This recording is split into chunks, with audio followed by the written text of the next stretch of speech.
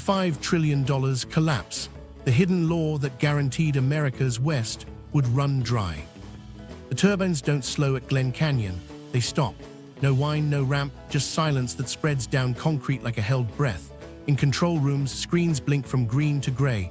By nightfall, 40 million people feel it as a surge on their bills and a flicker in their lights. Here's the part no one's ready for. This isn't a drought headline. It's a countdown written into law a century ago. Contracts promised more water than the river can deliver.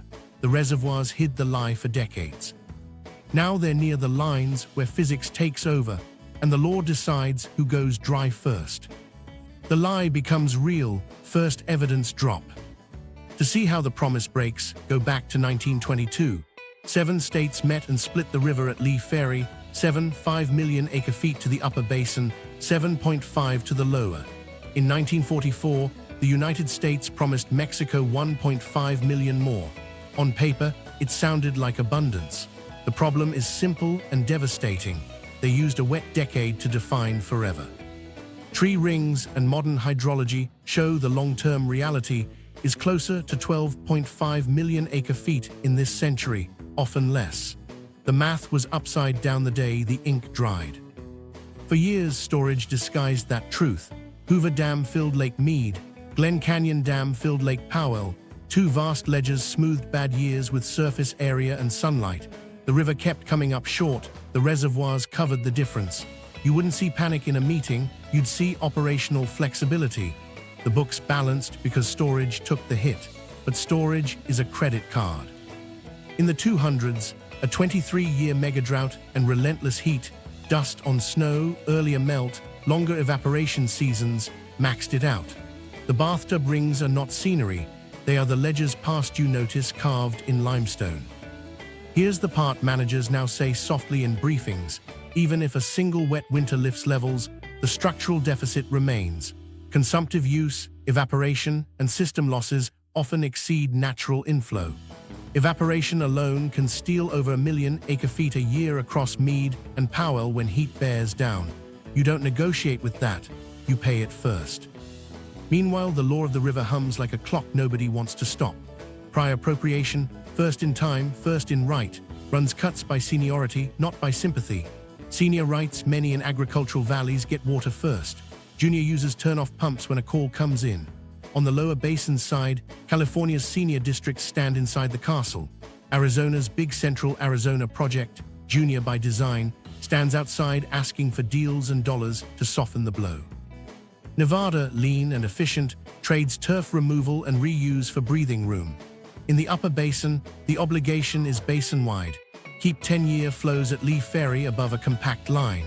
When water runs thin, pressure climbs upstream toward curtailments that arrive with dates, not debates.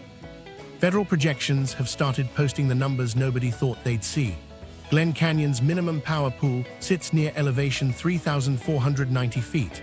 Hoover's turbines dim as Mead leans on 1,045, then 1,040, then 1,035 feet. Cross-true dead pool and releases are physics problems, not policy choices. Hydropower disappears first, then options. Western grids lose cheap, flexible megawatts just as heat waves ask for more. The replacement is gas peakers at ugly prices and emissions that blow past climate goals. All of this is happening while the legal ledger still hands out 16.5 million acre-feet on paper. That's the lie. It worked while storage covered the gap. It fails now because the sky moved the timetable. Snowpack melts weeks earlier. Dust on snow darkens the pack and accelerates runoff. Monsoon timing wobbles. Some summers bring violent pulses that don't bank for the next year. Others skip entire basins. Forests burn hotter, altering runoff for years. The hydrograph doesn't match the contracts anymore. People feel this before headlines print it. A commissioner flips a metal sign to call, and a valley rearranges itself overnight. Sprinklers stop at sunrise, pumps go quiet, crews get sent home. A ditch rider points to names chalked in order. 187's rights trickle, 198's rights wait. None of them wrote the doctrine, all of them live with it. On tribal lands, senior reserved rights sit on paper older than any state decree, while pipes and plants arrive by the year, not by the promise. Settlements are changing, money, metering, leases on tribal terms, but taps don't turn with a court date. They turn when steel is in the ground. Storage used to be the argument ender. Now it's the evidence. Every Bureau of Reclamation plot, probable minimum, most probable shows Feta's time. Push more water through Glen Canyon to buoy Mead, and you protect Hoover's head and lower basin intakes. Hold back, and you keep Glen Canyon spinning longer and upper basin politics steadier. It's a shell game with shrinking shells and a dealer called climate. So negotiators are circling a new anchor, natural flow. Tie cuts to what arrives at gauges, not to reservoir elevation after the fact. Move reductions with the sky, not after the ring's glare. It sounds bureaucratic. It's a revolution. It flips the reflex from denial to response. There's a quiet counter every time someone says drought. This isn't a temporary shortage. It's a reset. The river the 1922 compact tried to freeze into a number doesn't exist on average anymore. Flows have averaged around 12.5 million acre-feet this century. Some recent years came in lower than 9. You can't litigate snow back onto a ridge. You can't stipulate head into a turbine. The lie became real the moment storage could no longer cover the gap. The day that happens, the law stops being patient. Priority takes over in headgates and meters. Power bills change because lake levels did. And the countdown, deadlines in 2026 for new operating rules, projections brushing power pool lines, stops sounding like alarmism and starts sounding like policy. The choice is whether pain arrives. It's whether we schedule it with rules that breathe with the river, or let silence in a turbine hall announce that the river has already scheduled it for us. The human stake, who gets hit first. Start in a ditch outside Delta, Colorado at sunrise when metal contracts against cold. Mark answers on the second ring. Tomorrow at sunrise, the commissioner says, and that phrase rearranges his life. He hangs up, grabs a shovel, and walks the 160 acres his grandfather scraped together in 1952. The headgate ticked open all spring. Now a junior right meets a senior call. 1 cutting of alfalfa instead of 3. A dozen cows shipped early. His daughter's college fund feels like dust in his hand. He sits on the gate and lets it out, not because he's weak, but because he's watching a century go quiet in a morning. 3 counties over, a ditch rider flips the chalkboard. 187's writes trickle, 190's wait, 198's pray for rain. Pumps fall silent in order, crews go home in order, paychecks thin in order. A late snow squall buys a week, then the board resets. In the cafe, someone mutters, "It's not politics, it's priority." No one argues. On Navajo land near Shiprock, Lorraine keeps a blue barrel by the door and counts weeks in rings. The nation's senior rights live on paper older than any state decree. Pipes and plants arrive by the year, not by the promise. A settlement unlocks money and meters in parts of the reservation. Her street still waits. When her son asks why the river they can see isn't theirs, she names acts and lawsuits and dates that don't pour. Soon, she says, and checks the tanker schedule again. Downstream in Yuma, priority protects at first. A lettuce grower pulls drip lines off an idled block and trucks water to a seed field that cannot miss. In the boardroom, a number on a whiteboard settles the debate, dollars per acre-foot to sit out the season. Some sign, others call it selling out. Everyone reads the same memo. Tier cuts deepen if Mead slides below 1,035 feet. Contracts in Tokyo don't care about bathtub rings, the rings decide anyway. In Imperial, senior rights look like a castle until climate walks through the gate. Laser-level crews chase inches, laterals get relined, rotational fallowing keeps payrolls alive. 2 miles away, a hay hauler cancels a route, a pack shed idles on Tuesdays, a seed dealer stares at a quiet phone. The economy shrinks by half-ton bales and missed shifts you'll never see on a graph. Upstream, a ski town learns what junior means. A hay rancher calls, the snowmaking pumps shut off. December crowds ski ribbons instead of quilts. Lodges discount rooms, the school district freezes 3 hires, a kid hears beneficial use at a PTA meeting like it's a weather report. Hydropower's wobble shows up in a Phoenix living room. Tarin, a grid dispatcher, watches a heat dome stall and a line on her screen nudge lower. Glen Canyon flirting with 3,490 feet. She buys peaker power at prices that make her wince and knows the next bill will make someone call angry. In a town 2 hours south, a retiree opens that bill and asks the person on the line, why a lake he's never seen just raised his summer. The call also lands on tribal councils with rights and leverage. Settlements turn paper into pipes, and with them, choices. A council leases a block on its terms this year, banks system conservation next, and invests in a treatment plant that finally turns a tap. A granddaughter laughs at a kitchen sink, and an elder points to a telemetry pole blinking proof every 10 minutes. Across the basin, the sentence is the same: first in time, first in right. It lands as a chalk line on a board, a flushed snowmaking line, a blue barrel that drains too fast, a turbine graph that flickers, a diner that closes on Mondays. The countdown doesn't wait for a courtroom. It arrives with a meter reading at dawn and a voice that says, tomorrow at sunrise. The origin of the lie, how the compact was born. To understand how a number turned into a destiny, step into a room in Santa Fe in 1922, where optimism was policy and measurement was young. The gauges on the Colorado had barely a couple of decades behind them. Those years were fat, an early 20th century pluvial that made the river look generous.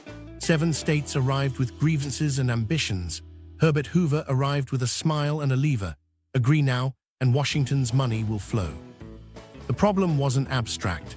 Downstream, the Imperial Valley had already transformed desert into fields and feared that upstream dams could pinch its lifeline. Upstream, Denver and the mountain states worried Los Angeles would perfect its aqueducts and claim the future by sheer speed. The law they drafted was less hydrology than ceasefire. Split the basin at Lee Ferry, upper and lower, each with 7.5 million acre-feet. Promised that the upper basin wouldn't let flows past Lee Ferry drop below 75 million acre-feet over any 10 years. In 1944, the United States would add 1.5 million acre-feet for Mexico. On paper, everyone won. On a map, everyone started building. They weren't lying, they were believing. Believing the wet years were normal. Believing dams could turn weather into certainty. Believing that a river could be frozen into a number without penalty. Tree rings, silent in a Tucson lab then, loud now, would later show that the 1905-1917 stretch was an outlier. The long-term average sits lower, but the men in that room had railroads, boosters, and bond markets breathing down their necks. They needed a number banks would accept. They picked one, the river would not. Politics pressed as hard as climate. California's agricultural empires held senior rights and political power. Arizona was still wrestling with adjacent fights and wouldn't ratify the compact until later. The upper basin had water on charts and not yet in canals. Hoover's strategy was simple: divide the pie by basin, let each side sort its states later, and unlock the Boulder Canyon project, what would become Hoover Dam. Boulder Canyon's concrete would buy time. It also hardened expectations. Paper confidence poured into forms and forms into promises you could mortgage. They built the rulebook around a frontier ethic: prior appropriation, first in time, first in right, and a suite of acts and decrees that layered like sediment. The Boulder Canyon Project Act in 1928, Arizona v. California later, the Upper Colorado River Basin Compact in 1948, then the 1944 treaty with Mexico nodding to surplus. Each instrument assumed a base flow that looked fine in meetings and worse in drought. None priced evaporation. None priced system losses off miles of hot canal. None imagined 40 million people and a century of heat ahead. Left out of that room were voices that would matter later. Tribal nations with senior reserved rights were not at the table. Their claims existed in law but not in plumbing. Their exclusion didn't erase their rights. It guaranteed a reckoning would arrive tangled with every other promise. Mexico's share entered with diplomacy but no engineering plan for salinity. That too would become a negotiation across decades. The irony lands without drama. A pact written to prevent conflict, guaranteed conflict, would return when the sky changed its mind. Dams were meant to smooth. They also let everyone spend beyond inflow. When Lake Mead rose behind Hoover and Powell behind Glen Canyon, managers mistook storage for surplus. The compact's numbers didn't fail in a bad year, they failed in a bad century. You can feel the optimism in the photographs, men in hats leaning over maps, pencils tapping lines across a continent. You can feel the mistake in the bathtub rings. They froze a generous river into law and then built civilization on the assumption the snapshot would repeat. The reservoir era let that story run for almost 80 years. The day the ledgers hit their lines, the story reverted to form, a river that only ever obeyed physics and a number that was always a wish. The paper river versus the real river. On paper, the river is arithmetic. 7.5 million acre-feet to the upper basin, 7.5 to the lower, 1.5 to Mexico, plus storage big enough to iron the wrinkles. In the real basin, water starts as snow clinging to dark timber, shifts with wind, aspect, and dust, then walks downhill through rock and root before the sun takes its cut. The gap between paper and physics is where the crisis lives. Start at altitude, because that's where the river is born. Winter writes the balance sheet, but timing spends it. A warming century nudged snowmelt weeks earlier. Dust blowing off parched soils darkened the spring pack, turning it into a solar panel. Melt pulses arrived when canals weren't ordered and crops weren't ready. By June, the shoulder that feeds late irrigation had thinned. You can adjust a diversion schedule, you can't retime a mountain. Storage once disguised the mismatch. Powell and Mead looked like control, nearly 50 million acre-feet combined in their best years. But surface area is an opening for sky. In hot seasons, the pair can lose more than 1 million acre-feet to evaporation, vanishing in silence while spreadsheets assume constants. Conveyance adds its tax, miles of open canal bleeding to seepage and phreatophytes that didn't attend the meeting. None of this shows up in the compact, all of it shows up in the gauges. Hydropower translates height into money. Above minimum power pool, turbines spin cheap, flexible megawatts that prop grids through heat. Slip below and you hear it as absence. Gas peakers lighting, emissions rising, bills climbing. You can't feed a generator on a promise. You feed it with head. When head dies, your options do too. The paper river allocates gallons like they're interchangeable. The real river grades them by place and time. An acre-foot above Glenwood Springs, cold, swift, and tethered to endangered fish flows, doesn't behave like an acre-foot nudged to Imperial Dam through sun-struck canal. Losses accrue differently. So do laws. A beneficial use upstream for hay isn't the same as a beneficial use downstream for seed crops, and neither behaves like a municipal tap that can throttle by ordinance. The compact doesn't rank those uses, the physics do. Contracts key off reservoir elevations, triggered tiers that look tidy on a chart, but reservoirs are lags, not signals. By the time Mead hits a line, the sky made its decision months before. That's why natural flow keeps surfacing in negotiations. Tie cuts to what arrives at gauges, and you move from post-mortem to response. It's not elegant, it's honest. Walk a lower basin delivery maze and you feel the friction. The All-American Canal drags a river across desert floor, lined laterals help, but heat still eats. Farmers laser level to save inches, cities buy conserved water and call it partnership. Neighbors argue whether paid fallow is relief or surrender. Paper says volumes met. The real river says what quality, when, and through what losses. Upstream, the upper basin's risk is structural. The Lee Ferry obligation watches the 10-year ledger. Curtailment isn't theory, it's a letter with a date. States explore demand management, paying irrigators to sit out a season, shepherding saved water to the state line, retiring it as system conservation. If the check arrives before seed, it works. If not, it's just a press release. Climate threads through every sentence. Forests that once shaded and slowed snow now burn hot, changing runoff chemistry and timing for years. Monsoon patterns wobble, some summers hammer dry washes with brown walls that don't bank for next season, others skip counties and leave reservoirs to bake. The old hydrograph that taught generations when to plant, when to call, when to flush a canal, moved. Salinity rides the low years. As flows thin, dissolved loads bite harder. Mexico's salinity guarantee still binds, forcing blend gymnastics upstream. Every acre-foot pressed through that constraint is not the same acre-foot promised in 1922. The compact didn't imagine salts stacking behind dams, aquifers, and crops do. Then there's the myth of storage as forgiveness. Those white rings around Powell and Mead are time made visible. They measure more than dryness. They measure a century of spending more than the mountain deposits. In 200, both reservoirs stood tall. 2 decades later, they looked like diagrams of denial. The paper river kept writing checks. The real river started bouncing them. People live the delta between those worlds. A city water chief reads a Mead projection and drafts a lawn ordinance.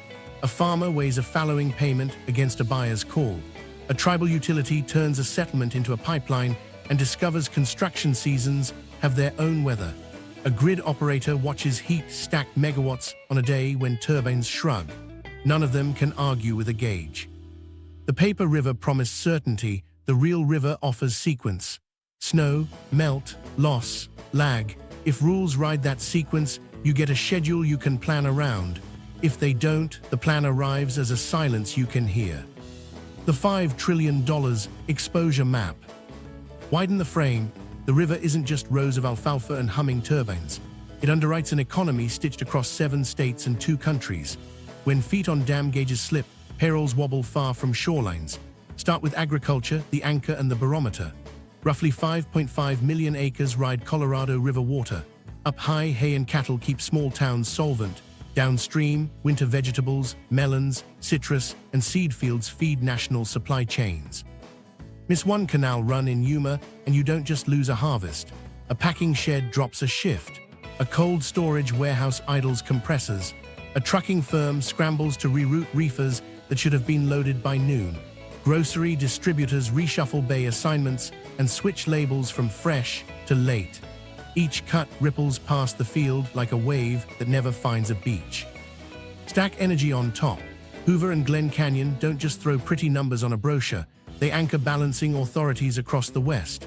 When reservoirs slide toward minimum power pool, cheap, flexible hydropower flickers, and utilities pivot to gas peakers right when a heat dome claws at the grid. Spot prices jump. Emissions spike. Demand response texts light up phones that used to ignore them. A data center in Phoenix throttles batch jobs. A semiconductor fab negotiates curtailment windows and pays overtime to hit quarterly output anyway. The rate case that looked routine last winter now includes a slide labeled Purchased Power Variance, and the bar under it reads Unavoidable. Tourism learns new math in feet and inches. On Lake Powell and Mead, marinas that once felt permanent learn to roll docks like dice. A houseboat fleet sits idle because a ramp doesn't reach water. Outfitters pivot to slot canyons one week and cancel the next when flash flood warnings fire. Shoreline neighborhoods discover their premiums are pegged to bathtub rings. An inch down lake shows up as a line item called Wildfire Exposure Adjustment. Rental calendars develop holes that didn't exist 5 years ago, and guides carry 2 scripts, one for normal flows, one for a river that went thin overnight. Real estate and municipal finance feel the pressure quietly and then all at once. 40 million people drink from this system, with cities promising assured supplies that translate into bond ratings and groundbreakings. A water manager lowers a straw deeper and tests higher algal loads. Treatment costs rise. A subdivision on the edge of a service area gets its will serve letter conditioned on tier triggers. Muni bond analysts paste reclamation plots into credit memos. Developers now bring not just renderings and traffic counts, but portfolio diagrams, reuse percentages, banking credits, and emergency leases that pass the sniff test in a dry year. Projects that penciled at Tier 1 die at Tier 2. A home builder's April looks like January, and the interest clock doesn't care. Logistics shifts with lettuce and lights. Produce corridors from Yuma to Nogales depend on predictable harvest windows and cold chain continuity. Nudge in irrigation by a week and freight markets twitch. Reefers pile up where they shouldn't, rates kink, and lanes that ran smooth for years develop surprises. A rail carrier moves less hay and more emergency generators. A port reassigns reefer plugs to meet when vegetables slip. The dashboard at a national grocer lights red for fill rate variance, and the next call goes to an irrigation district no one at headquarters had heard of until lunch. Manufacturing and services sit on the same scaffolding. Chip fabs, battery plants, logistics hubs, resorts, hospitals, they all negotiated water and power on assumptions the river enabled. A hospital in Las Vegas revises its emergency plan after intake elevations cross a caution line. A casino complex budgets for higher cooling costs. An e-commerce giant buys extra storage for peak season because a utility flagged supply uncertainty on a summer outlook. None of these changes make headlines. They shave margins and move hiring plans. Now price the stack. The basin's economy runs north of $1 trillion annually once you count crops, energy, manufacturing, services, and tourism. The exposure isn't a single invoice, it's embedded risk, assets whose performance depends on inches at gauges and feet at dams. When water runs short, companies buy time, emergency power, tanker deliveries, expedited shipments, overtime. When shortages become schedules, they buy redundancy, reuse plants, dual intakes, backup contracts. Capital follows discipline. Districts that publish live meters and enforce triggers borrow cheaper. Cities with firming agreements beat out neighbors on site selection shortlists. Tribes that settle and build pipes enter deals on their terms. Projects that pretend the sky owes them run into a different market. Insurance that won't, lenders who hesitate, bond covenants that demand drought clauses. Here's the quiet pivot. The $5 trillion isn't a single check. It's the cost of repricing a region to physics, building grids that don't assume hydropower shows up on cue, designing supply chains that ride variability without breaking, and writing contracts that breathe with natural flow.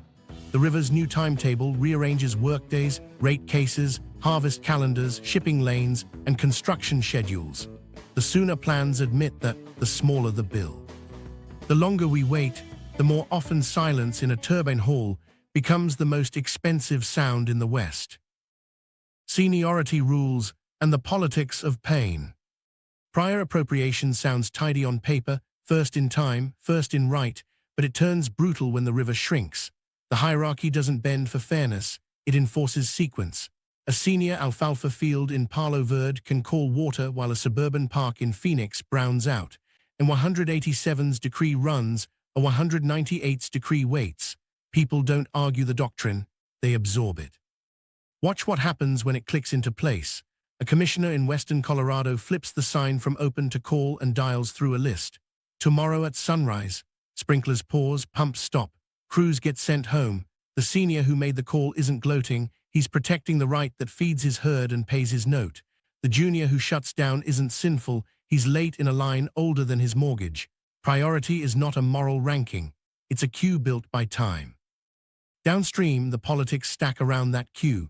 California's oldest, biggest straws, Imperial, Palo Verde, Coachella, stand inside the castle of seniority. In shortage, they keep diverting while juniors negotiate around edges. Arizona's Great Central Arizona Project, junior by law to get Hoover Dam built and funded, takes the first deep cuts. Nevada buys space with reuse and turf removal. Every press conference about shared sacrifice resolves into one question: whose priority survives the next tier? Money creeps in where doctrine leaves room. Water markets, once taboo, become a pressure valve. In Yuma and Imperial, boards vote on rotational fallowing, dollars per acre-foot to sit out the season, verified by telemetry and boots on the ground. A grower signs and parks a pivot. His neighbor shakes his head, then quietly asks for the contact. Cities write checks for conserved water and bank credits, calling it partnership. Critics call it laundering scarcity into cash. Both can be true. Consolidation follows the money. Senior rights bundled for generations become assets on spreadsheets. Investment funds back districts to line canals and laser-level fields in exchange for long-dated conservation contracts. A share that used to come with a headgate key now lives in a trust with covenants and counsel. Efficiency rises, leverage shifts. A family-ditch shareholder with a shovel finds himself outvoted by an entity that never sets a ditchwalk boot in spring. Upstream, the upper basin rehearses a different pain, the specter of a compact call. The 10-year non-depletion line at Lee Ferry hangs over irrigation seasons like a weather forecast. No one wants to push the emergency button, so states pilot demand management, pay irrigators to rest ground, meter it, shepherd saved water to the state line, retire it in Mead as system conservation. A check that lands before planting beats a promise after. It isn't a free market, it's triage with rules. Then comes the federal hand, the Bureau of Reclamation with carrots and a stick. Conservation payouts for lower basin cuts, infrastructure dollars for efficiency, formal letters that remind everyone who controls Glen Canyon's gates. When states blink, the Bureau publishes alternatives and environmental impact timelines. We prefer a consensus plan, a press release says. Translation: agree or we'll pick. Tribal nations step into this thicket with senior reserved rights older than every state decree and infrastructure younger than most subdivisions. Settlements finally fund pipes, plants, and meters. With them come seats at tables that were long closed. That changes the sequence of pain. A shortage plan that pretends senior tribal rights are optional won't survive court. A market that treats tribal water like last-minute backstop will pay more, earlier, on terms set by councils that remember who got left out. Inside states, intramural fights sharpen. Cities versus farms, ditches versus wells, seniors versus juniors who vote in larger numbers. A mountain county points at a transbasin tunnel and demands earlier municipal curtailments. The city flashes reuse graphs and a firming deal with a farm district, then offers cash for on-farm efficiency that frees shared inches without abandoning ground. Everyone smiles for the photo. Everyone reads the footnotes later. Across states, brinkmanship gets theatrical until a spreadsheet hits the table. Powell flirting with 3,490 feet, Mead flirting with 1,035. Then posture turns to price. California offers conserved volumes at a premium. Arizona pushes for equal percentage cuts, layered above priority. The upper basin insists on natural flow triggers and exact compact language. Mexico activates minute agreements that mirror tiers and fund conservation on both sides of the line. The Bureau circles minimum objective release in a slide title and watches voices lower. This is where the new grammar forms: tie cuts to natural flow, protect priority inside that reality, and pay for voluntary moves that beat the trigger. It's not fairness, it's contact with physics. A senior still stands first, but a senior paid to stand aside moves the whole queue without a lawsuit. A junior still waits, but a junior with a verified conservation credit gets cash instead of dust. Enforcement lives in boring electrons. Headgate telemetry goes public. Ditch riders carry tablets. Fallow maps match meter logs. A conservation certificate prints with a serial number and a timestamp. Double-selling water stops being a rumor and starts being fraud. Urban conservation claims ride advanced metering and random audits. A city tries to game the line, gets caught, pays, and becomes the example everyone points to. The politics of pain don't disappear. They get scheduled. A year that once dissolved into finger-pointing turns into a calendar, triggers tied to gauges, ratchets tied to tiers, auctions for verified cuts when the river runs lean. No one cheers. They show up on time, because the alternative is a silence in a turbine room that chooses for everyone. Lake Mead, Lake Powell, and the dead pool line. Bathtub rings don't lie. Powell's white halo is a century written in chalk. Mead's bleached escarpments answer in a lower register. For years, managers treated those stripes like wallpaper. Then reclamation turned them into rules. Elevations became sentences. At Powell, 3,525 feet was the old comfort line. Now 3,490, minimum power pool, is the one every operator watches. Drop beneath and Glen Canyon's turbines can't grab enough head to spin. At Mead, 1,045, 1,040, 1,035 steps down into a cliff. Cross true dead pool and releases are no longer choices. They're physics.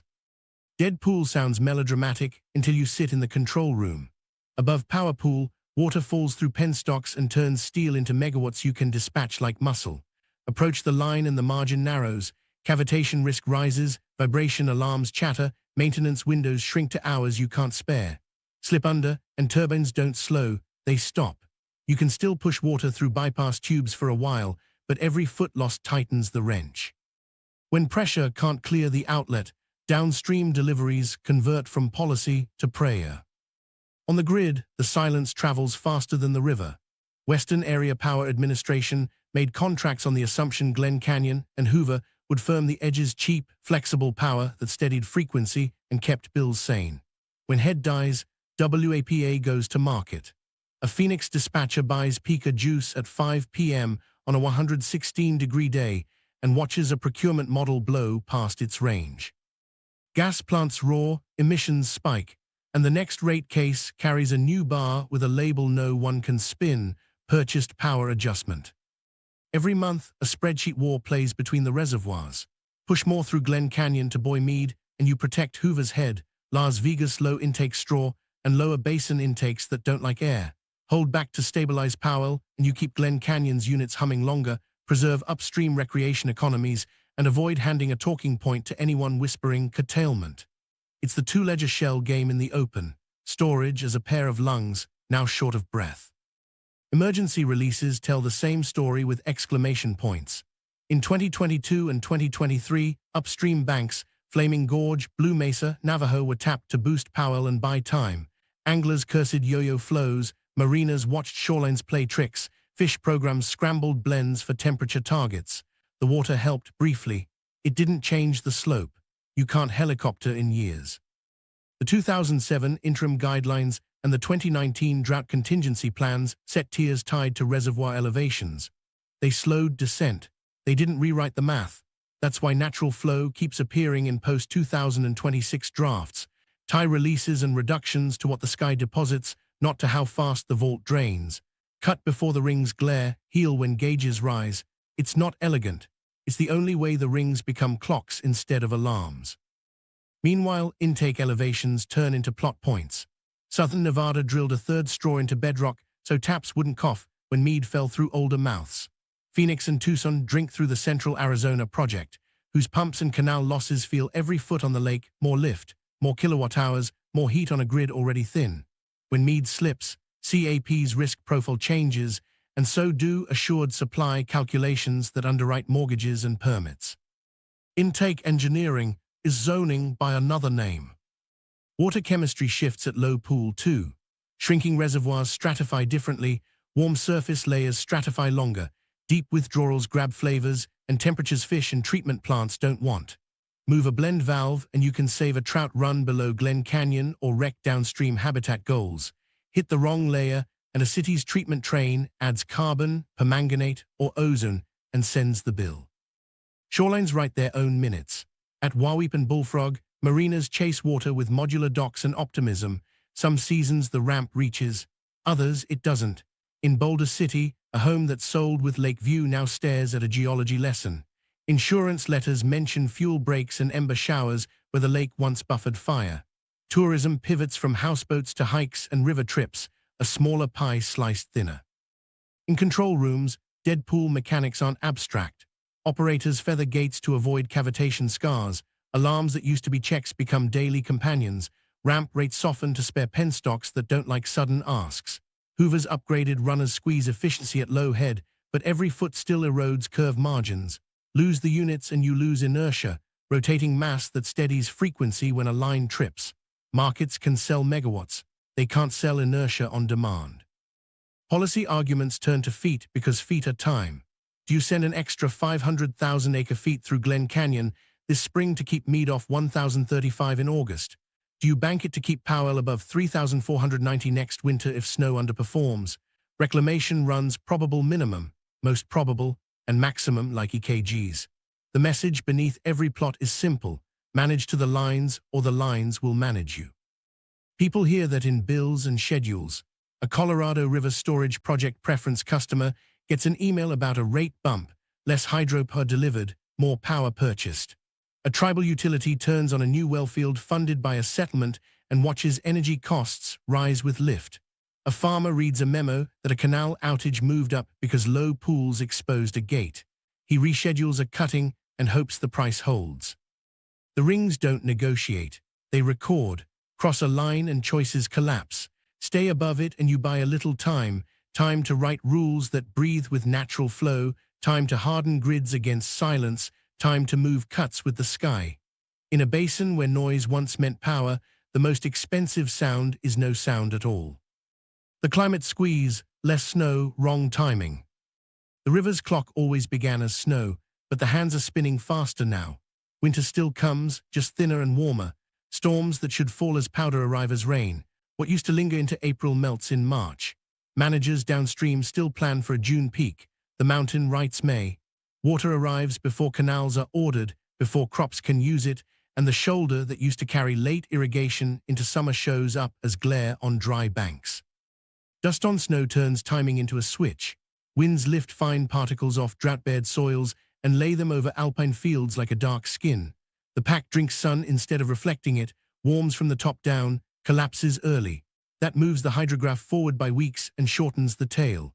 Pulse water slips past headgates when allocators aren't ready. July arrives with canals shallow and temperature high.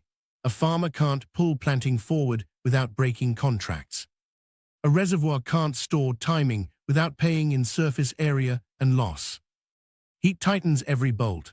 Warmer air steals more moisture from soils and forests before it can turn into runoff at all.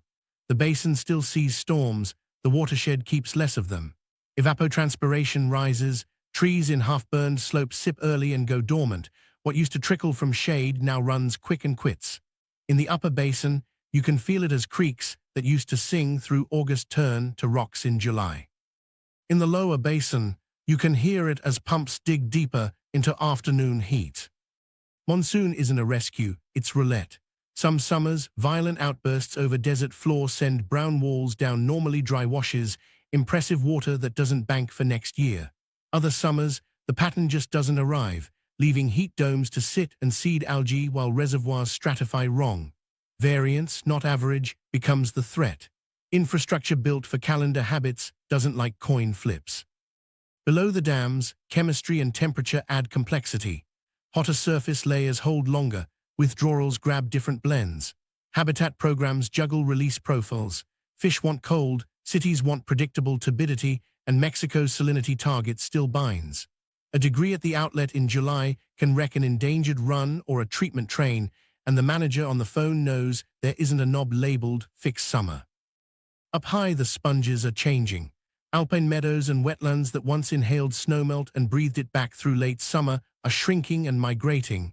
Permafrost slumps, springs relocate. A ditch that ran in August for a century now whispers in June and goes silent by mid-July.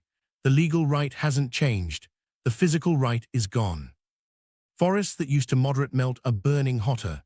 Post-fire slopes shed water and ash fast, scouring channels, loading intakes with fines, and clogging plant filters. The next winter, snow lands on a blackened mosaic, soaks heat early, and turns the melt wave into a sprint. Downstream, sediment traps fill. Canals need surprise cleanouts. A utility adds carbon and permanganate to handle taste and odor, then adds a line to a bill. For hydropower, timing is money. A river that peaks early forces Glen Canyon and Hoover to pass shoulder season flows they'd rather bank. Then summer arrives with a heat dome, and the grid asks for megawatts. Reservoirs can only deliver by flirting with lines everyone can see. Spot prices spike. Peakers roar. A dispatcher sheds load and watches the public information officer draft a tweet with the word "conserve" in it again. Salinity worsens at low flow. With less water to dilute dissolved loads, every mile adds parts per million. Mexico's guarantee doesn't bend for weather, so operators blend and juggle releases to hit a number as lake levels sag. Those choices ripple backward through the system, stealing flexibility when wind and heat already took most of it. On the ground, the squeeze looks like schedules that won't hold. In a mountain valley, a snowmaking crew rigs hoses, then shuts down when a hay rancher's senior call arrives. In the desert, a lettuce grower counts on an October plant date and watches a canal run miss by 8 days, enough to push harvest into a cold snap that bruises margins. A city asks residents to skip lawn watering 3 days a week, then adds a fourth when a reservoir fails to destratify and taste, and odor complaints rise. The science isn't coy about direction. Streamflow declines under warming across scenarios, timing drifts earlier, sensitivity to soil moisture and dust grows. Tipping points in the models sit close, small mist storms flipping reservoirs quickly when long tails vanish. The rules can blunt the slope. They can't flip it back. That means cuts have to move with inflow, not after it. Tie reductions to natural flow at key gauges. Bind triggers to snowpack and soil moisture, not just reservoir elevation. Price evaporation explicitly instead of pretending every acre-foot is equal. Then redesign for timing. Off-stream storage sized for shoulder pulses that return on crop calendars. Managed aquifer recharge where geology allows, banking spring surges underground against July. Crop shifts away from peak thirst in the hottest weeks. Canopy and soil practices up high that reduce dust and slow melt. It's not glamorous. It buys days, then weeks, then seasons. Because the river isn't only smaller, it's mistimed. If the law keeps asking for June from a river that now peaks in May, the deficit isn't just volume, It's choreography. The climate squeeze is the metronome changing tempo mid-song. The only way to keep playing is to change the sheet music. The backroom deals who gets saved and who doesn't. The public briefings talk shared sacrifice. The real choreography happens in rooms with carpets thick enough to swallow the word no. A hotel suite in Las Vegas, a windowless floor at Interior, a district boardroom in El Centro with bottled water on every chair, laptops open, maps spread, one quiet question under every slide: who stays wet when the river does? Start with the interstate duel, upper versus lower basin. The upper states arrive with a refrain: tie everything to natural flow and the Lee Ferry line. Let us run demand management pilots instead of triggering a compact call that guts juniors. The lower basin counters with a different refrain. The compact is a delivery promise: make the 10-year line and we'll cut by tier, but don't push your shortfalls downstream. At the center sits a number that doesn't yield to speeches, the gauge, and a clock that says new post-2026 rules must lock in time for the 2027 water year. A draft term sheet slides across a table, reductions indexed to natural flow, a floor that keeps Powell above Power Pool and Mead above 1,035 feet, plus cash for verified conservation. The money is federal, reclamation dangling payouts backed by appropriations. But there's a price. Verified means telemetry on headgates, third-party audits, fallow maps that match meter logs, and penalties that bite if numbers wobble. Lower basin districts do math in public. In Yuma and Imperial, boards debate rotational fallowing programs with 7- and 8-figure budgets. Cities come with checks for conserved acre-feet, and growers weigh a season's cash against crews and contracts. A neighbor signs and parks a pivot. Another leans into efficiency to free saleable water without idling ground. A third waits, betting that deeper tiers will pay more. A staffer writes a single number on a whiteboard: dollars per acre-foot to sit out. The room stares at it like a tide chart. Tribal nations bring leverage older than the compact and plans newer than most suburbs. Senior reserved rights sit on paper, settlements turn them into pipe and treatment plants. Councils set leasing terms indexed to drought, not headlines, volumes that rise in dry years, floors that protect communities first, and clauses that return water if a tribal gauge dips below a line. A council votes to lease to a city this year, to an irrigator the next, and to bank the rest as system conservation in Mead. A granddaughter twists a tap that finally hisses, and a telemetry pole blinks proof every 10 minutes. Cities arrive with playbooks refined by drought, turf bans with enforcement, tiered rates that climb steeply above lifeline use, reuse built into portfolios by ordinance, leak loss cut in half with district metering and pressure zones, firming agreements with senior ditches so calendars breathe with hydrology. A Las Vegas slide flashes per capita use falling again, credits banked for return flows, a third intake drilled below bathtub rings. A Phoenix slide shows CAP heavy risk hedged with salt, verd supplies, groundwater credits, and paid transfers aligned to canal outages. Then a footnote, limits on new subdivisions without assured supplies. Real estate hears it like a verdict. Mexico's seat is quiet and steady. Minute agreements mirror tiers with shared cuts and funded conservation. Salinity guarantees tie operations together whether anyone likes it or not. When Mead leans toward 1,035 feet, binational provisions activate. Fewer releases, more conservation dollars, projects that work on both sides of the line. It's not charity. It's a treaty learning to survive a century it wasn't written for. Consolidation hums beneath the talking points. Senior rights bundled over generations become collateral for conservation finance. Funds back canal lining, lateral automation, and on-farm tech in exchange for long-dated conserved volumes at indexed prices. Local politics tilt toward those with reserves and counsel. A single lateral vote buys less sway in rooms where covenants decide order. Then the Bureau moves. Carrots first, payouts for verified cuts that beat triggers, then the stick, a draft EIS with alternatives no governor wants to test. We prefer consensus, the press release says. Translation, agree or we'll pick. Screensavers go dark, signatures move. Winners aren't the loudest, they're the most legible. Districts that publish live meters and hit triggers borrow cheaper, earn trust faster, and keep options open when dry years stack. Tribes with pipes and plants lease on their terms and fund services without surrendering control. Cities with reuse and firming glide through tiers with fewer hard stops. Losers aren't villains. They're thinly capitalized and perfectly junior, mutuals without telemetry, towns with a single wellfield, growers who bet on a wet paper right in a dry decade. One clause decides more than speeches, hydrology triggers written into contracts, cut when gauges dip, pay when verified cuts beat the trigger, lock conserved volumes as system water when Mead flirts with 1035 or Powell with 3490.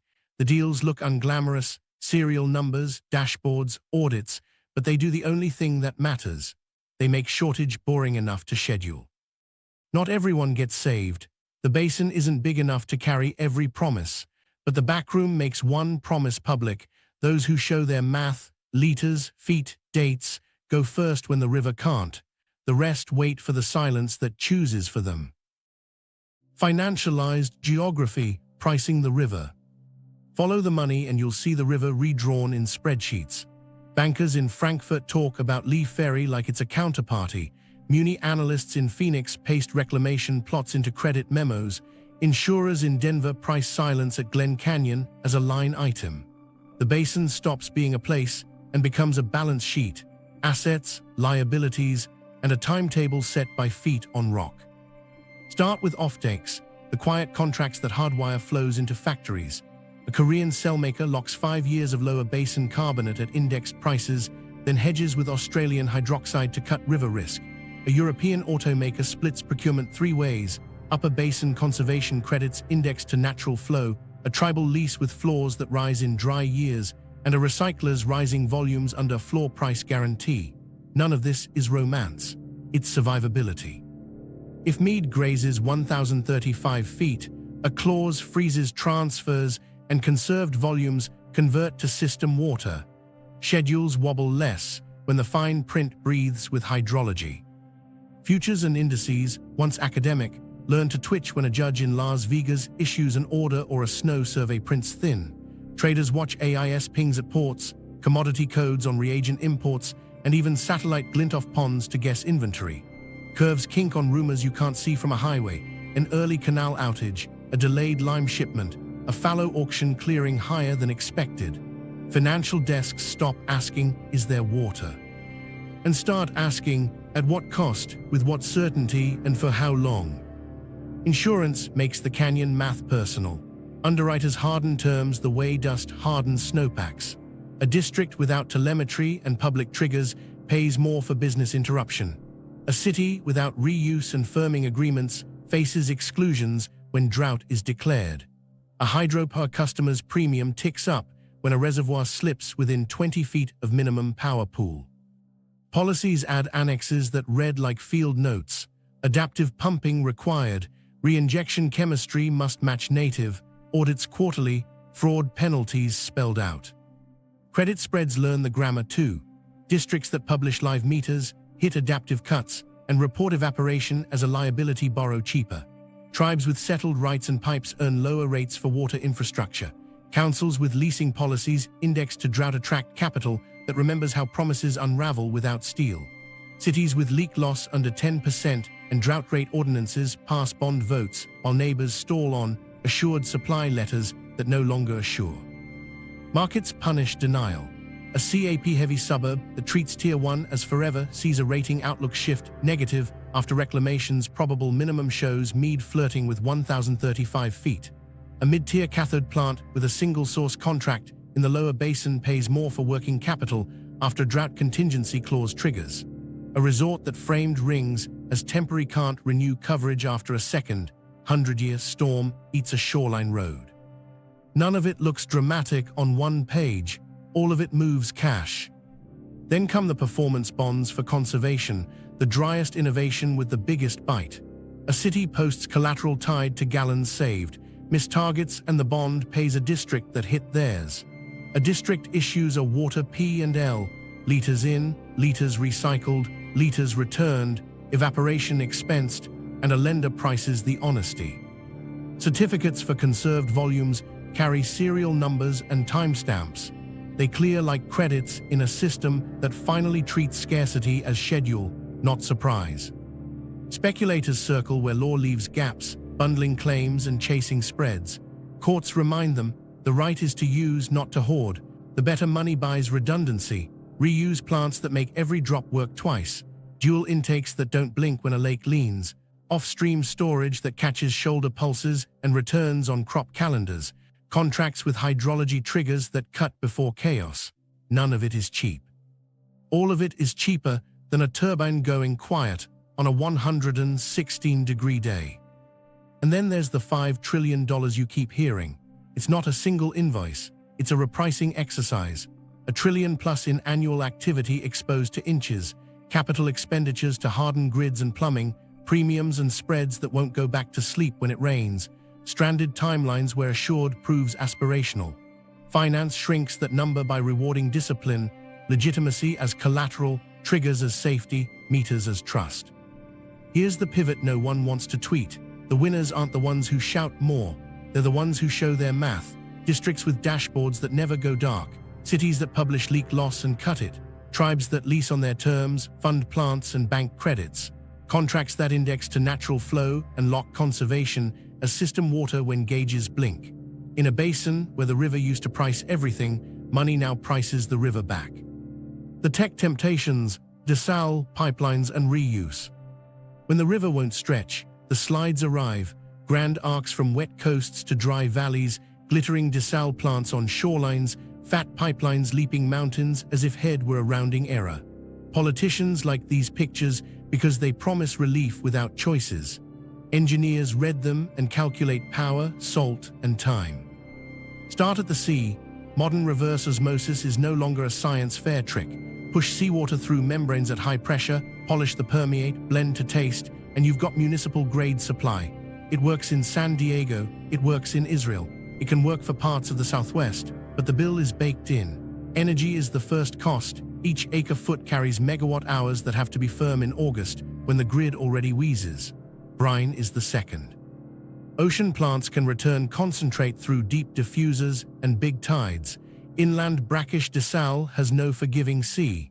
You end up with evaporation ponds, crystallizers, trucks, waste chains that cost more with heat. Siting adds politics to plumbing. Coastal communities fight subsurface intakes versus screen systems, marine impacts views, and who pays the rate bump that shows up on the bill. A project only moves when the sponsor promises 3 lines: renewable power to mute emissions, intakes that spare larvae, and protections that cap household impacts. And even then, desal doesn't move the Colorado. It frees coastal demand so transfers on paper can shift inland. The pipe you avoided at the shoreline reappears across the desert. The megapipe fantasy looks cleanest from 30,000 feet, a straw from the Mississippi, the Missouri, even the Great Lakes, arcing into the basin like an artery. Then gravity enters. Lifting water 1,000 feet over pass is a perpetual power bill. Friction nibbles on every mile. Heat gifts gallons to the sky if you build open canals. Every segment crosses land you must condemn, habitats you must reroute, and lawsuits you must outlast. A senator can wave at a map. A utility CFO will stare at an annuity of costs that never ends. There is a quieter pipe that actually works, moving conserved water within the basin. Line laterals, laser-level fields, pay for rotational fallowing that keeps crews employed and soil alive. Bank those verified savings as system water tied to triggers. It doesn't need a ribbon cutting, and it doesn't create a new right. It reassigns timing with receipts. Reuse is the workhorse that doesn't need a press conference. Cities like Las Vegas closed loops until return flows became a currency: treat, discharge, earn credits, repeat. Advanced treatment, microfiltration, reverse osmosis, advanced oxidation, turns effluent into a blank slate. Indirect potable reuse blends that water back through aquifers or reservoirs. Direct reuse feeds it to taps with redundant barriers and real-time sensors. It's expensive, but not compared to importing the ocean. The ceiling on reuse is arithmetic. You can only reuse what goes down drains. Outdoor irrigation and cooling towers bleed water you won't see again unless you change land use and technology. Still, every indoor gallon you reuse is a gallon the river doesn't have to carry. Groundwater mining is the false solution dressed as a bridge. Pump harder, win a year, then lose a decade. Land subsides and storage vanishes. Arsenic and PFAS creep into cones of depression. Conjunctive use can work, bank in wet shoulder seasons, recover in dry summers, but only with meters, chemistry checks, and extraction caps that bite before a graph turns ugly. Brackish inland desal has promise in pockets. Lower salinities mean lower pressure, lower power, less pain, but the waste stream remains stubborn. Thermal crystallizers turn concentrate into solids. They also turn your power line into a lifeline. Deep well injection looks neat on a slide until a seismologist testifies and a judge frowns. Every yes comes with a binder. Smart metering and leak loss are the least glamorous billion gallons you'll ever find. A utility that trims non-revenue water from 14% to 8% just created a desal plant without pouring a yard of concrete. Pressure management extends mains, district metering hunts silent leaks, and ordnance-driven plumbing retrofits shave demand where it lives. Add turf conversion that sticks, native plant pallets as an amenity, not a penalty, and your city just bought drought insurance with wrenches and bylaws. Technology is a bridge, not a river. Desal can help coasts that can pay and stomach the trade-offs.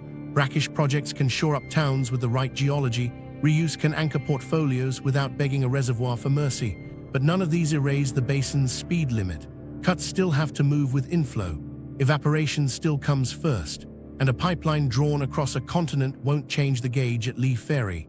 The smartest plan isn't the shiniest. It's the one that treats every new gallon like a receipt. Energy paid, waste handled, rates honest, and timing matched to physics.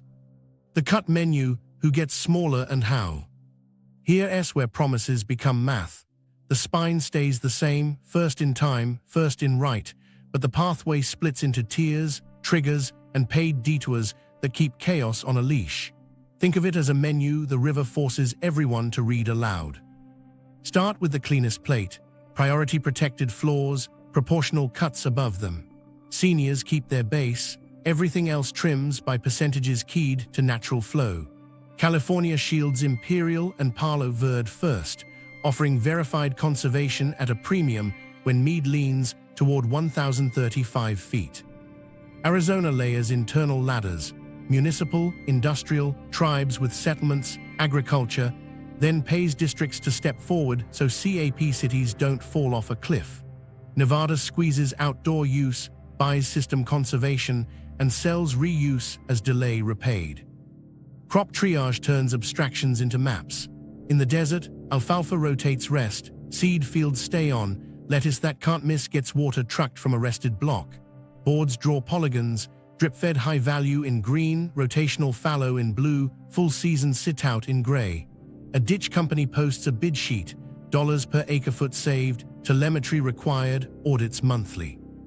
A grower signs, his neighbor waits for the next tier to pay more.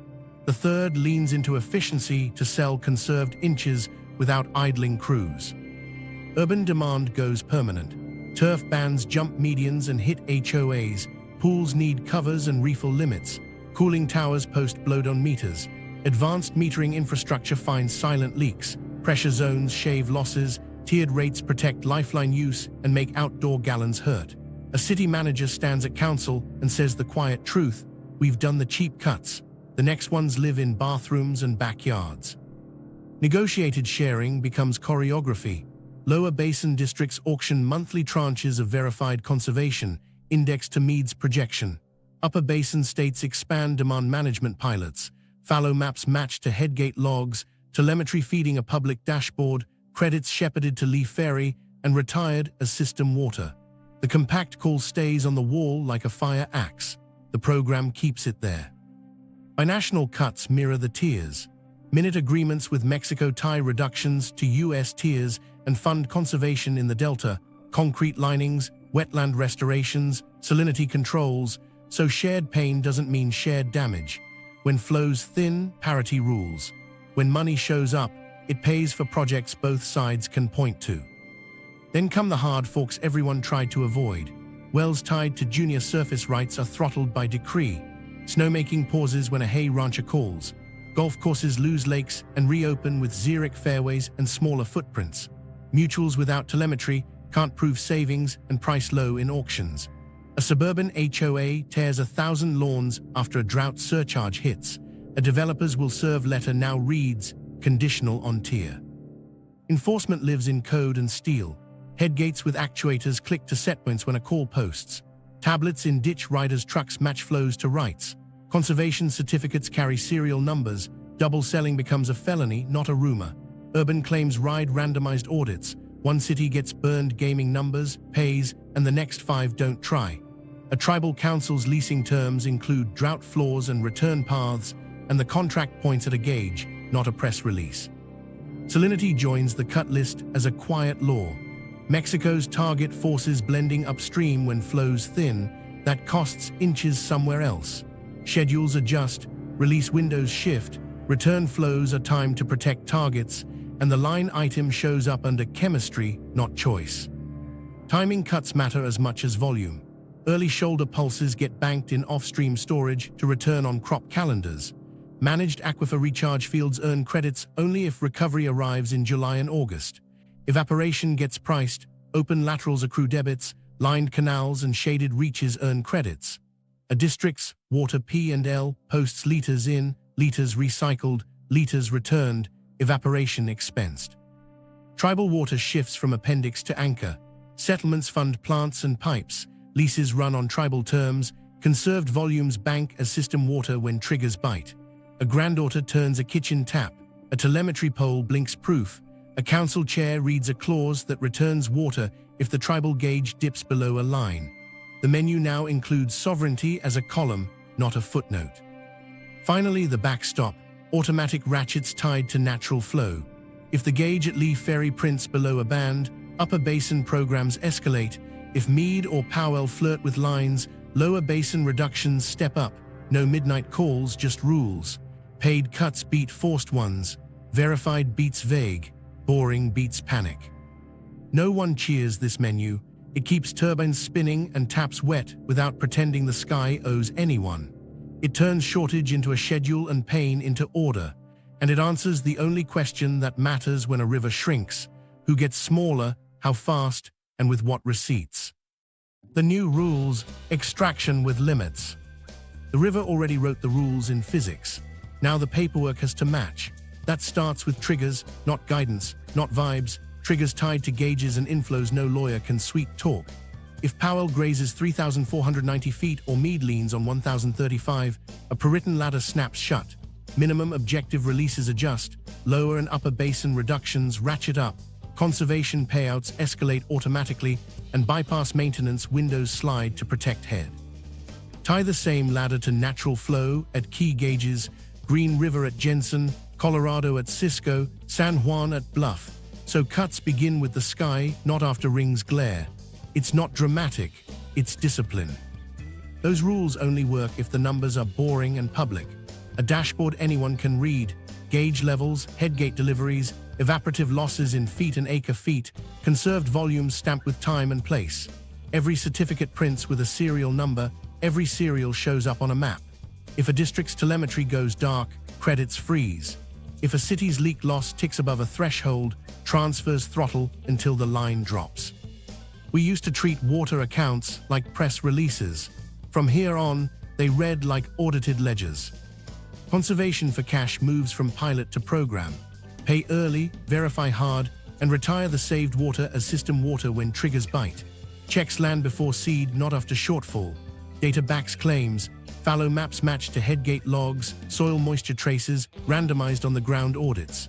Payment bands flex with risk, more per acre foot when snowpack prints thin, when Powell flirts with minimum power pool, when Mead leans at 1,035.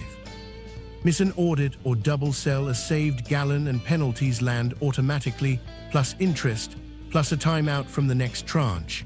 Fraud stops being a scandal. It becomes a line item with consequences. Tribal co-governance moves from photo op to operations. Settlements fund pipes, plants and meters. Councils set leasing terms indexed to drought, not headlines. Senior reserved rights sit at the same tables as district priorities and municipal plans, on equal footing. with returns to communities guaranteed before contracts ship volumes elsewhere. Tribal system conservation earns equal pay, equal verification, and equal say over when conserved water converts to system water.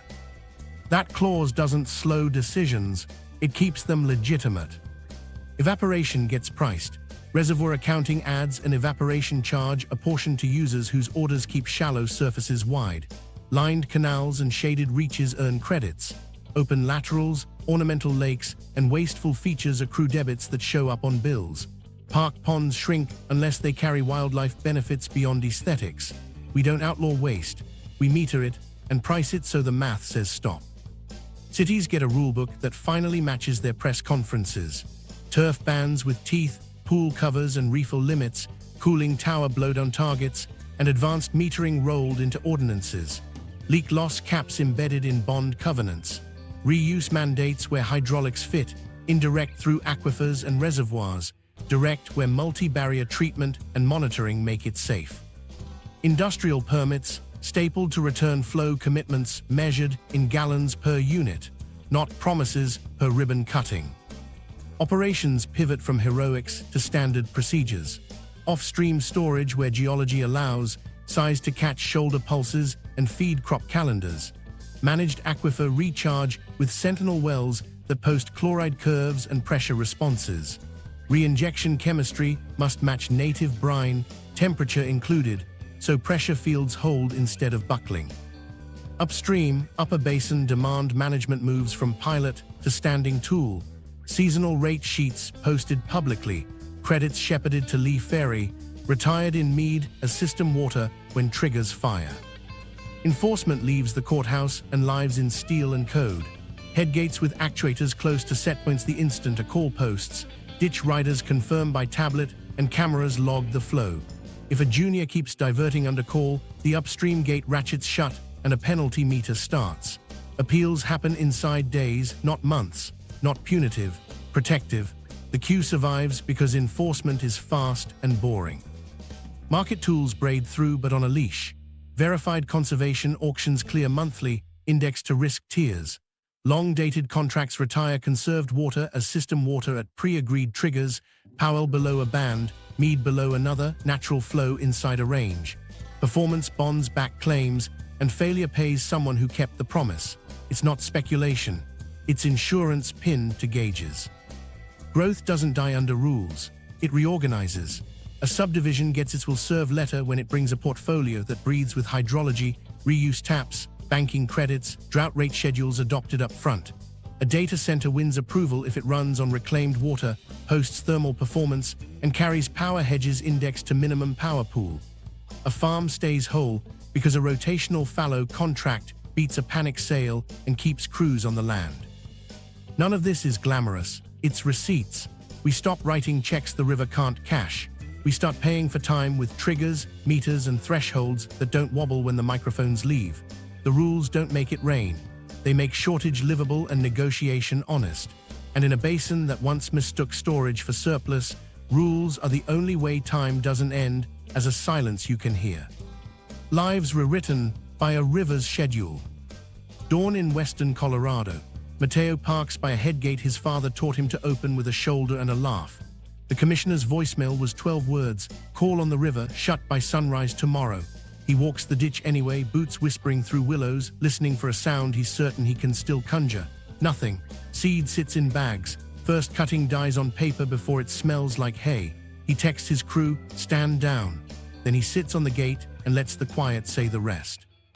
3 counties south, Paloma flips a placard at City Hall. Tier 2 watering days moved, effective Monday. Her dashboards glow, leak loss down, reuse up. But Mead's projection nudged lower and the ordinance she wrote months ago wakes up. A developer's council emails a spreadsheet arguing assured supply. Paloma replies with a rate table and a graph that points at a gauge. In the evenings, she walks past a lawn gone gold on purpose and feels less alone. On the Colorado River Indian Tribes Reservation, Elsie inventories valves in a cinder-block room that smells like new paint and metal. The council's lease cleared, volumes indexed to drought, floors that rise in dry years, and the check-funded pipe to homes that used to keep barrels by the door. A telemetry pole blinks every 10 minutes like a heartbeat. Her granddaughter twists a tap and laughs at water that doesn't need a truck. In Imperial, Jose spreads a field map across a tailgate. Blue ink circles blocks to rest, green marks lettuce that can't miss. The board's rotational fallow program pays enough to keep his crew together. He calls a seed buyer, reschedules a harvest team, and signs a verification schedule that reads like a pact. Headgate logs, satellite passes, unannounced visits. It's not quitting, he tells his foreman. It's counting. Night shift at Glen Canyon, Tarin watches vibration traces creep toward lines her hands know better than her eyes. Dispatch wants a ramp to cover a Pika hiccup. She trims the ask and spreads the rise, protecting metal from hungry water. Minimum power pool sits on her screen like a stubborn second hand. At dawn, she texts her daughter, breakfast late, worked when the wind cared. On the CAP Canal east of Maricopa, Deshawn kneels beside a vault, tablet lit like a lantern. A pressure transient he flagged last week returns. He taps a valve icon, watches a ripple flatten on a schematic, and logs a leak his team will chase at noon. His supervisor wants non-revenue water below 8% before the next bond hearing. His grandmother in South Phoenix keeps her lawn brown and her bill low. He smiles at the thought that both are part of the same fix. In Shiprock, Mara stands in a small plant where chlorinated air smells like a promise finally kept. A settlement brought money, pipe brought a tap, training brought confidence. For years, she drove blue barrels in the bed of a pickup. Today she opens a kitchen faucet and fills a glass for an elder who taught her every spring by name. The council signed a lease index to drought, the first check paid for the generator humming outside. Below Lee's Ferry, Rico stares at a flow chart laminated and flecked with river sand. A release bump to keep Mead off a line, his favorite eddy turned to a riffle. He ties on a smaller fly, clients grin and cast. He fishes the water he gets. In Yuma, Val unplugs a reefer at midnight, watches her breath fog in the cold, and scrolls a text. Canal run delayed 8 hours. She pulls pallets, reshuffles bays, and calls a driver who owes her a favor. At dawn, a grocery DC won't notice the dance that saved their fill rate. Back at Mateo's ditch, the sun lifts. He runs numbers in his head and lands on a call he doesn't want to make. We'll sell 24 cows, he tells his wife, and we'll plant small grains on the bench, 1 cutting, not 3. She nods, because schedules are now the weather. They write the year on a calendar in pencil and leave the eraser beside the phone. The meaning, what the river decides for America. Strip the jargon away and what's left is a choice about how this country tells the truth to itself. We built a growth model on borrowed water and deferred math. For a century, the West treated inches on a gauge like they were negotiable, apportionments that outpaced reality, storage that covered a structural deficit, and a legal queue that promised certainty on a river that never did. The river's verdict isn't a headline. It's a schedule, and schedules decide lives. This story isn't just about desert towns and dam turbines. It runs through grocery aisles, electric bills, mortgages, tribal council chambers, and factory floor shifts that used to assume assured meant assured. When hydropower flickers, a nurse's night shift walks into a hospital running on purchased power at premium rates. When a canal run misses by 8 days, a produce buyer in Chicago pays more for lettuce, and a family in Detroit sees late on a shelf tag that used to say fresh. When a muni bond analyst pastes a reservoir projection into a credit memo, a subdivision hits pause, a contractor loses weeks, and a new teacher doesn't get hired. Fairness isn't the river's job, but it is ours. Prior appropriation is a clock, not a morality tale. Senior rights protected ranches that fed towns and valleys that made cities possible. Those rights don't evaporate because a decade turned dry, but justice lives alongside order. Tribal nations hold senior reserved rights older than every state line and pipes younger than most cul-de-sacs. Settlements that fund plants and meters aren't charity. They're the doctrine kept honest.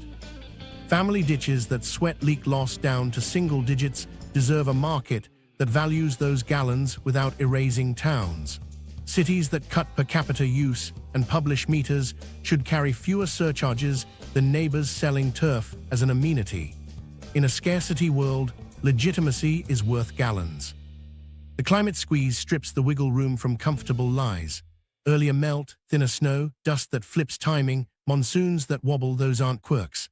They're the new metronome, which is why the only rules that matter now are the ones that move with inflow and show their math in public. Natural flow triggers tied to gauges. Adaptive cuts that ratchet up or down automatically. Evaporation priced so waste stops hiding under equal acre feet. Conservation paid early with audits that would make a bank blush. Reinjection chemistry matched to native so pressure fields don't buckle in silence. Co-governance that seats tribes at control calls, not photo ops. Finance already speaks this language because it has to. Assured supply is now a portfolio, not a sentence. Districts that publish live meters and hit triggers borrow cheaper. Cities that cut leak loss and lock reuse close deals. Tribes with pipes and leasing policies indexed to drought set terms everyone else reads twice. Insurers price denial like a hazard. Lenders tuck hydrology clauses into covenants. Rating agencies treat leaf ferry like a credit metric. You can't hedge the sky. You can only hedge your contact with physics. There's a different kind of patriotism hiding in this. Not manifest destiny as a pipeline drawn across a continent or a dam big enough to keep a lie alive for one more season, but maintenance elevated to a national virtue. Headgates that shut when a call posts. Dashboards that never go dark. Leak hunts that crush non-revenue water because wrenches are cheaper than desal. Turf bans with enforcement and a culture that calls brown normal instead of neglect. Performance bonds for conservation so promises outlive election cycles. Strategic reserves measured in dry chemicals and storage inches, not slogans. Zoom out and the Colorado becomes a mirror the whole country needs to look into. Our biggest systems, grids, supply chains, finance, were built on the assumption that buffers would hold forever. They won't. The lesson isn't panic. It's choreography, cut before chaos, verify before trust, schedule before surprise. And when you borrow from the future, put the interest rate on a screen everyone can see. There's one more meaning that doesn't fit on a plot. The river decides tempo. We decide whether people get to live with that tempo or just endure it.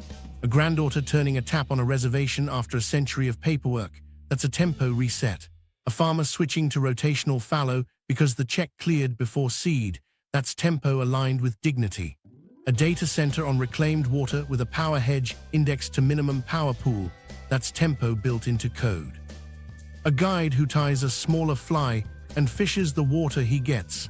That's tempo met with humility instead of denial.